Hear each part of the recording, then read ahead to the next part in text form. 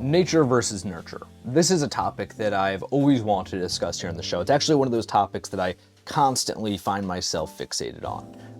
It's a topic that was in the top, like, in the first 10 I really wanted to discuss, but I never did it because I was always like, I don't think I have an answer yet. I don't think I have my take on it. And you can ask any of my friends. This is a topic I bring up all the time. This is something I'm like deeply fixated on. Probably in an annoying way sometimes, if any of you guys are watching. Sorry about that. And it's because I don't have an answer. It's because I've come to the conclusion before recording this, before pressing record on this very episode, that maybe I should just come here and make this with a whole bunch of questions and a whole bunch of random thoughts and ask you guys, what do you think? Nature versus nurture. I'd like to hear your thoughts at the front of this, and maybe if they change or if you have any other thoughts at the end, I'd love to hear those too. So please, this is the cheesiest YouTuber thing to do. Comment below your thoughts on nature versus nurture. I hate doing stuff like that, I really do. But this is a question that I always want to answer on a level of like, can everybody be the next Einstein? Like, I have a belief in my mind that like you can do anything you want. You know, if I were to stop painting and study physics for 5 hours a day or however much I could, eventually one day I could be Einstein. Like I could be a physicist, you know? And that's like a belief that's definitely motivated me to do a ton of things, right? I am on the older side to start painting, right? This year I started painting on this series with you all. And that's because of this very belief of like, if there's something I want to do, I can totally do it, right? And it's a belief that's got me really far. It's a belief that I hold on to very dearly. It's also a belief that influences a lot of beliefs on other things. Like, are people inherently good or inherently evil? This is something that influences so much. I don't think we'll be able to answer this question absolutely, like ever. I don't think we'll ever have a state where we can fully go, do humans have limitless potential or do they not? I don't think we'll ever be able to answer, are humans inherently good or inherently evil? I don't think this is ever gonna be on the table. And honestly, I kind of hope it's not. I don't wanna live in a world where when I'm born, they tell me how far I'm gonna go in whatever field that I'm destined to be in. And they are gonna be like, this kid is going to go here, and that's like the predetermined thing. And he's like 75% good, but got a really bad side of the other 25%. Like this is a realistic future, I guess. I feel like they could do that someday when they get better at brains or whatever that whole thing is. And it's a future I quite frankly don't want to live in. Not just because I love thinking about these, but I think that even if,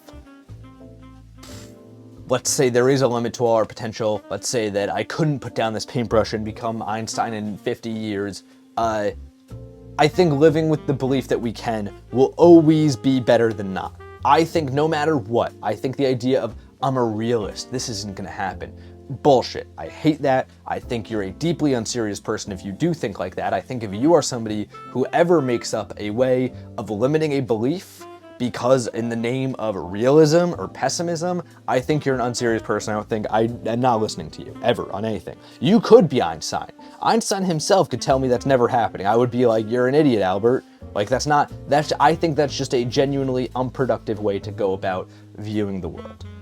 So no matter what, I think that believing in nurture as an answer to this, that nature is only going to inhibit it as far as you let it, is the answer I'm going to always use because I think it's a beautiful one.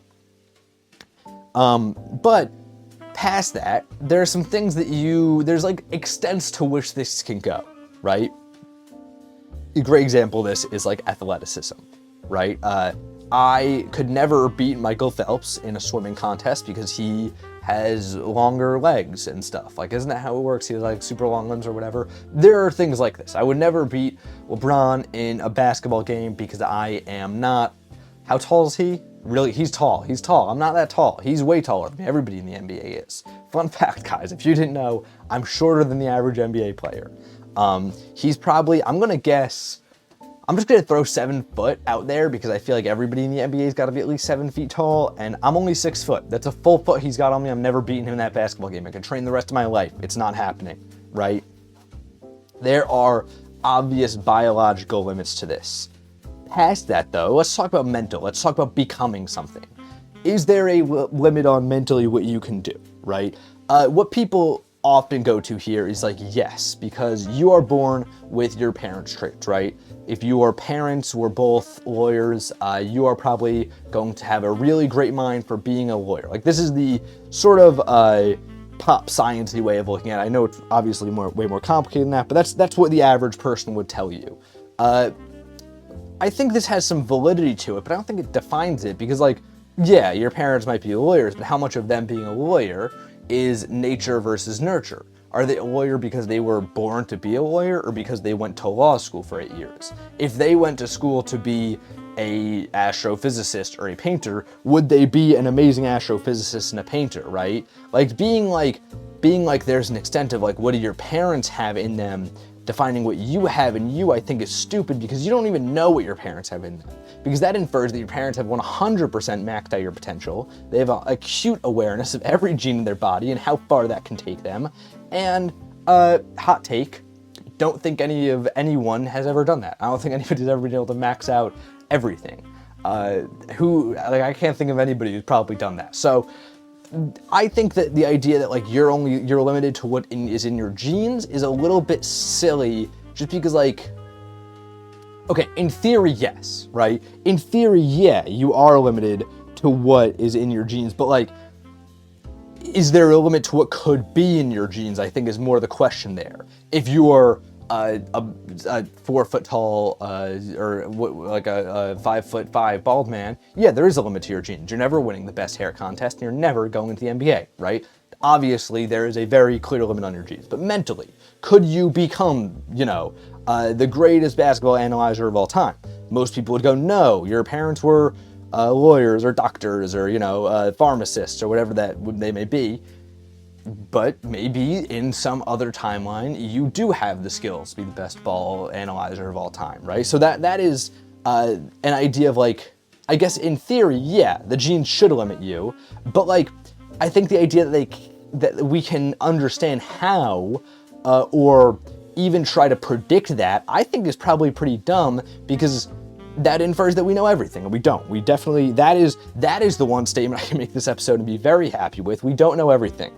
Definitely don't know everything. So I don't think that we can understand how nurture or nature would fully inhibit or make you do something, right? I do think there's such thing as inclinations, though, right? So let's make this a very functional argument for a second. I love painting. I love art. I love drawing. I love writing. I am so much more into the arts than I ever have in the sciences. I'm terrible at math. I almost failed math multiple times in school. Not my thing, right? And, I don't think it's because I'm a stupid person. I think it's because I hated math. I would never, because of that, I'd be doodling through all my math classes. I never got good at math, right? But that's still a real factor, that I wasn't good at math, and I am interested in the arts. I think it makes sense that because of that, because of my nature of being interested in the arts, I will then go on to nurture these skills of the arts, and I can say for a fact I'm a much better artist than I ever have been a mathematician. That I can say. As terrible as these paintings are, my geometry is far worse. So because of that, that is a way in which, I don't know if it's nature or nurture, but almost like you can say they have an inseparable link, right? Because you can look at like, what are you interested in and what does that cause you to do? And then your nature dictates your nurture in a very functional sense. But I want to remove that from a functional sense, right? Because I think that's almost the right answer there, right? Of like, nature and nurture is probably what the answer that we're looking for is here. I think that's some BS though. I hate when that happens. I'm so into picking an answer and sticking with it. But that's probably the right answer, right?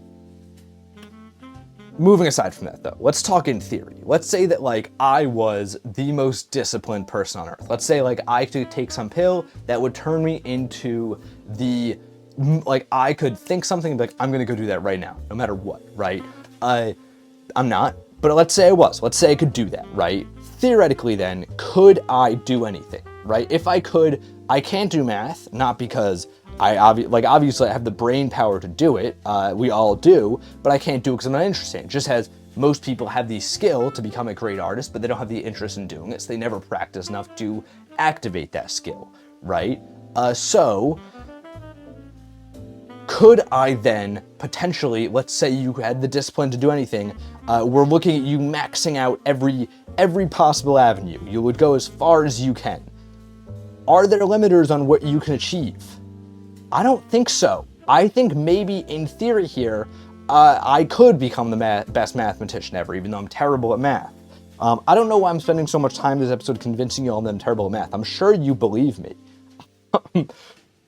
So in that sense, maybe nurture will beat out nature. I think we also should mention the statistics here that like the fact of the matter is that people who are statistics show people who are able to fully invest in their studies, you know, because of I guess like wealth or whatever, income, status, whatever that might be, socioeconomic stuff, you know, people who can fully invest in their income, be in the best schools, and like actually fully be like, I'm going to do this school thing, are always going to end up smarter, or not always, but on average do end up smarter than people who maybe are born and into a family where they gotta work a job after school every day, right?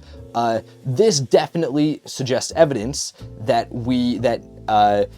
nurture wins, right? Nurture wins out because clearly when you nurture anybody, right? Because to be like all the kids born in this rich area are just naturally smarter is dumb. That's a weird, dumb thing to think, right? We know that it's not like everybody in this area is going to just be born to be smarter. No, they were probably, let's say they're born around all equal in intelligence, because I think if you take 100 people, they'll probably all be average in intelligence. So unless you're taking them from like CERN versus the average hang out with my friends, right? So that the intelligence is equal there.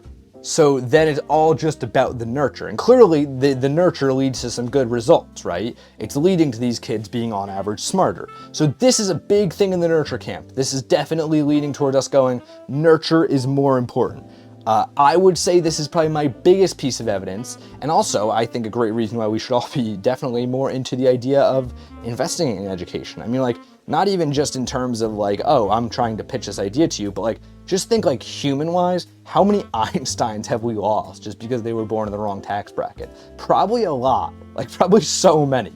And don't give me the like, Einstein would have excelled no matter what. No, that's just not true. Like, they're 100% we have missed out on so many geniuses and so much human advancement just because like you could send your kids to private school and the other ones was like terrible, right? I grew up going to a school that was like right next to one that was so much nicer, and like I would speak to the kids when they're at school and I was like, I fucking hate you. Because they were just like, they were so much smarter just because while I was sitting in class being like talking about whatever I was talking about, they were in these classes talking about like other stuff that was way smarter, and they were just like on a better curriculum because they were paying $1 million or whatever. And, you know, like, these things are real. This is a huge thing in the nurture camp. This is probably why I lean towards nurture most of all, actually, because I do think that that's just what evidence shows. Like, humans can do most things when you give them the tools to do it, right? So that's pretty much, I think, where, like, I stand on the side of this argument of really wanting to say nurture. And I do say nurture just because I think it's the way we should all be looking at humans, if we can do anything, but also at the same time being like, there's some annoying, unavoidable things with this whole nature deal too. So that is where I'm always kind of like, okay, like, yes, like, you know, you can nurture any skill, but like, I'm never going to be the most disciplined person because that's just like, you know, I guess you could practice discipline, get better at discipline, but like, I'm never going to be the best mathematician because I hate math, right? Like, stuff like that is definitely a part of nature, and that's important, right? But I think overall, the message that I have about this whole idea, like the message, even despite the fact that there are definitely other perspectives on this whole thing, right? The whole idea I have is like, every conclusion still leads you to saying we should give everybody every opportunity they could possibly want, like, and possibly imagine, right? Because the lesson, you know, great disagreements on whether nature and nurture wins, right, totally do exist and are real. But the idea that, like, the big lesson, the big takeaway that we can almost concretely say is when you give people all the tools at their disposal to follow their nature, they end up being nurtured and ending up just this way smarter, awesome, way more well-rounded people, right? And that is, I think, the biggest takeaway. I think that's like the most important functional aspect of it, but I think there's so much to this conversation. I think it's deeply interesting. I think it's important. I think it's a very important conversation that we should be thinking about. So let me know. Your take on the concept. Has it changed? Has it remained the same? Please let me know. This is the painting. Big fan of it. Love this blue. I'm sure you guys noticed how I was just doing everything on this blue today, and I like it. I like it a lot. I think it has depth. I think it has character. I love yellow. I love blue. I love the colors together. Shout out to this painting right here. Go follow over the Instagram because tomorrow this will be up with the rest of them. Until next time, guys, gals, and pals, my name is Max Dice. This has been Paint and Talk episode 232. I'm here every morning, painting and talking with you all.